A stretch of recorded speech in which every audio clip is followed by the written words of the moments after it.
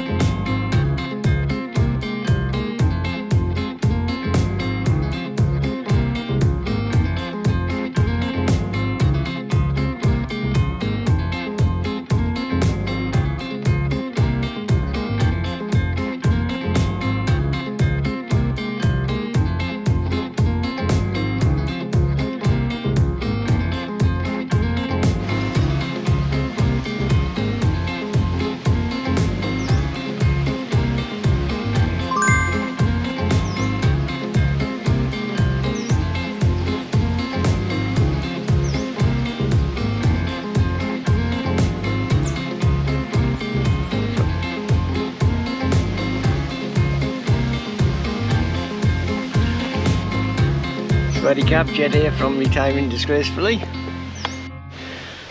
Today I want to make a video about money saving tips living in Thailand, or not just living in Thailand, travelling around Thailand or anywhere really. A lot of these tips would be adaptable anywhere in the world. As I've said many times before, I've been travelling all my life from a very early age. When my parents took me to Jamaica when my father was working over there, and since then I've trained as a chef and worked all over the world on hotels and gold mines, well, many different things, cruise ships, supply vessels, oil rigs, and a lot of them times I have to fly, especially when working on ships. You'd have to go, say, fly to Singapore or somewhere in Europe, maybe the USA, to pick up a ship to bring back for working purposes in Australia. So a lot of my time has been spent travelling, and I've really enjoyed it. It's been my life's passion. So I've learned quite a lot about budgeting. I didn't come from a rich family. I wasn't born with a silver spoon in my mouth. My father, after we came back from Jamaica, ended up working on the docks in Middlesbrough, and just as a labourer sort type job. And you know, we lived just the average northern lifestyle, living from paycheck to paycheck. So I've had to learn to budget. If I wanted to travel on a chef's wage, then I had to learn to budget, because I wouldn't get very far and go to many places if I didn't budget. And more so when I had a family and had 4 children, budgeting came even more important if we wanted to travel, and which we did. My wife was the same as me. She wanted to see the world and do different things, and wanted our children to experience different cultures and different ways of life also. So the first thing I'd like to say to you, and I'm not preaching to the converted, I'm sure you know a lot of these things, but this is just my take on how to budget and how to make your money stretch further when travelling. So don't take it like I'm telling you how to live your lives. You just might pick a few little gems out of these tips that I'm giving you and be able to use them and save a few dollars. I suppose the most important thing to do when travelling, if you're trying to save money, is before you leave, work out a budget of what you want to spend, and stick to that budget. Check it daily, check it 3-4 times a day. Just make sure you're not going over budget, and if you do, that's fine, because that's what holidays are about. But if you do go over budget, maybe the next day you can reassess and cut down that day so you don't spend too much. If I do overspend, sometimes I try to have money-free days the next day. Days where I spend only on food and do things that won't cost me any money. I go to the beach, go to free museums or galleries, visit Buddhist temples, walk around the local area taking in the sights, spend a day at the hotel swimming pool and fitness club. What I also do is I Google search free things to do in whatever town I'm staying in and just see what comes up. A great way to save money when travelling is to simply live like a local. Take a songtao or tuk-tuk where possible, eat from local food vendors and drink local, not imported drinks. In Thailand, the average Thai lives on less than 8,000 baht a month, which is only about $250. You don't have to go to that extreme, but there are a lot of savings to be made when doing some of the things that many Thai people have to do out of necessity. Eat from street food stalls and markets. I eat street food all the time. If the vendor and the food outlet look clean and hygienic, and if the local Thai people are buying from them, that's a good indication that the food is good and fresh, and also if it's busy, the food's being turned over quickly. I won't eat anything that's been sitting at room temperature, but as long as it's cooked to order, on a barbecue, fried or boiled or wok fried, I'll eat it. You can find traditional Thai foods on the streets and markets at a fraction of the cost of what you'll pay at restaurants.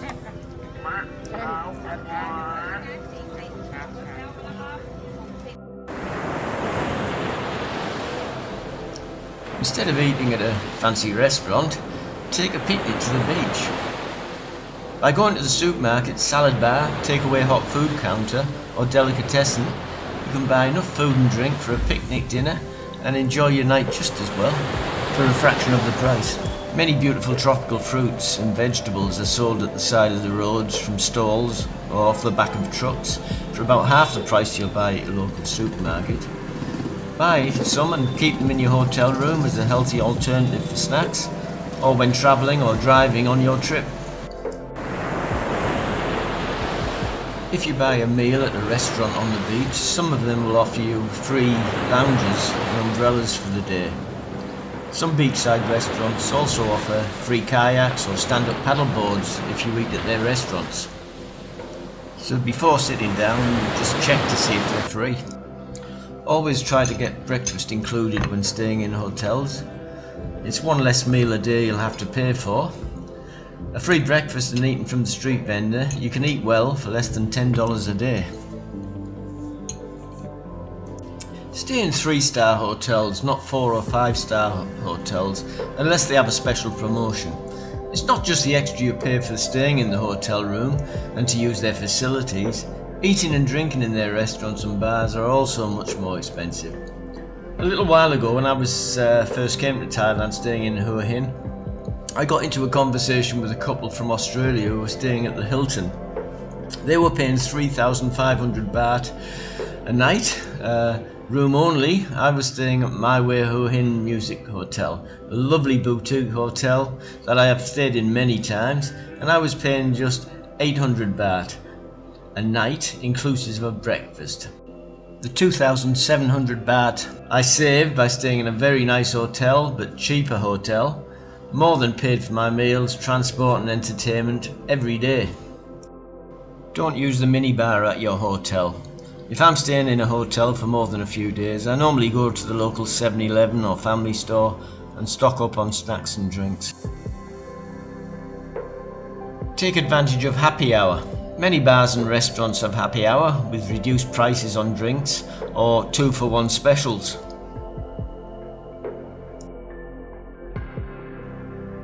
Don't be afraid to haggle at markets, it's expected. But try not to haggle too hard, the prices are normally cheap anyway, and don't forget the locals have families to feed as well. Don't book tours before you arrive in the country you're visiting. Wait until you get there. Travel agencies are located all over the tourist areas in most towns and cities to sell their tours, and often they sell at discounted prices, especially in the low season. Check out the prices on the internet first, then see if they can beat the price. When you book hotels on the internet, shop around. Go to at least 4 or 5 of the more popular sites such as booking.com, hotels.com, Agoda or Hotels Combined. Also go directly to the hotel's website to get a quote. The same goes for flights and car rentals. Check out the many different websites available online, as well as going directly to the airline and car hire companies for a quote. When flying into town, check the websites for hotels that offer free shuttle bus to and from the airport. In some cities in Southeast Asia such as Bangkok, Singapore, Kuala Lumpur, Hong Kong and Phnom Penh, you can take the train from the airport to the city if you don't have too much luggage for a fraction of the price of a taxi, and quite often it's also much quicker. If travelling by bus, train, ferry or aeroplane, take food, drinks and snacks with you to avoid the inflated prices charged at the terminals. Avoid using ATMs. Some Thai bank charges are excessive, and your bank back home will most times charge a fee for giving you your own money back. Go to one of the bank's foreign exchange counters and withdraw your funds directly using your home country's debit card. And always ask what charges, if any, will be deducted before you enter into the transaction. Check with your credit card provider to see if they offer free travel insurance if your flights or holidays booked using their credit card. If you're planning on an extended trip through Thailand or Southeast Asia, it may be well worth getting a credit card with the insurance facility, as the cost of yearly fees may be less than taking out the travel insurance. But make sure you read the fine print to ensure all your needs are covered prior to leaving on your trip. If you're planning on renting a car, instead of renting a sat-nav, buy a local phone SIM card and use Google Maps on your phone. If you're in need of a doctor or a dentist while travelling, try not to go to one of the tourist areas, as they always charge farang prices. If possible, go to one in a rural area, or if you're in a tourist town, go to a practice closer to where the locals live. If you can avoid it, try not to book hotels at the weekend in places close to any major city, as many city dwellers go away to these areas for the weekend to escape the city. You'll find that hotel prices will go up dramatically at the weekend and public holidays, and everywhere could also be very busy. When you check in at an airport or at your hotel, don't be afraid to ask for an upgrade. Occasionally, they do say yes. If you're going to be in the country for any length of time, consider getting a phone SIM card and send the number to your family and friends instead of using roaming on your home phone. If you're retired like me, use your age to your advantage. God knows there's not that many advantages to growing old. Ask for pensioner discounts at hotels or when you're booking flights, entry to parks, museums or even on tours. Try not to eat in outlets that are close to tourist areas, as their prices are generally higher. The same goes for eating in attractions like zoos and water parks. They have a captive audience and usually charge accordingly. When planning your travel, be flexible whenever possible. The price of flights, hotels, tours and car hire can vary considerably depending on the month, day and even the time of day you travel. So do your research and try to be flexible. Try making some local friends. Many Thais are shy when talking with Westerners, but once you break down the barriers and they trust you, they're very friendly and outgoing and helpful people. And they'll steer you in the right direction about where to shop and how to save money. Usually, as soon as someone sees a farang buying something, the price goes up accordingly. Check websites like eBay, Gumtree, Craigslist to see if someone is selling a flight, hotel, accommodation or park entry tickets, cruises or pre-booked tours. Sometimes people's circumstances change due to illness, death in the family, losing their job, or even because they made an error with the booking date and the companies won't refund their money. But they'll permit a name change to the booking. Over the years I've picked up many cheap flights, a Caribbean cruise and accommodation using this method. When flying, pack light if possible so you can avoid checked-in luggage. Many airlines now charge for checked luggage. When I fly in Southeast Asia, I normally book with Thailand Airways if their prices are comparable with other airlines, as they include 15 kilo of checked-in baggage, as well as the 7 kilo carry-on. If I'm only going somewhere for a few days, I try to take only a carry-on bag to avoid paying for luggage. It also makes it quicker when you get off the flight, as you don't have to wait for the luggage carousel for your bag to be unloaded. If you're confident on a motorbike, consider renting one for a day, a week, a month, depending on the length of your stay, to save on fares. If only renting for a day or two, do all of the excursions that involve any distance while you have the vehicle. Most pharmaceuticals are available over the counter in many Southeast Asian countries, and you won't need a prescription from your doctor as you do at home. If you're in need of any medication, shop around as prices can vary dramatically. Try to buy at the smaller independent pharmacies, not the larger high street pharmacies. Also, try not to buy from a pharmacy in a touristy area of town, as they charge Farang prices. If you're buying gifts or souvenirs to take home with you, buy them away from the tourist areas, or in rural areas if you're travelling rurally, as they're usually much cheaper in those areas. Join Viber, Skype, Line or any other free app company to access their worldwide free phone calls and message apps. Line is the most used phone app in most countries in Southeast Asia.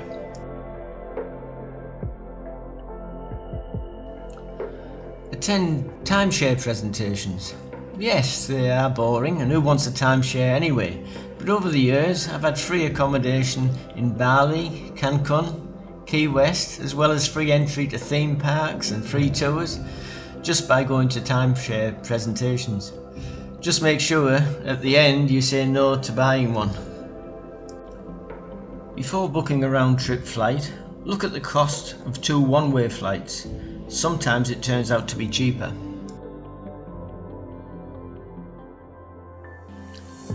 Book a hotel room with a refrigerator, a microwave or even a kitchen area if you can. Room service can be expensive, but you can buy good pre-cooked meals at stores like 7-Eleven and Family Mart and eat very cheaply. If your room doesn't come with breakfast, you can buy a litre of milk and some cereal and still fill up before you leave your hotel on the morning. And finally, be frugal, not cheap. Look for deals and don't waste money, but don't miss out on great experiences or walk miles just to save a couple of dollars. Time is money. Spend them both wisely.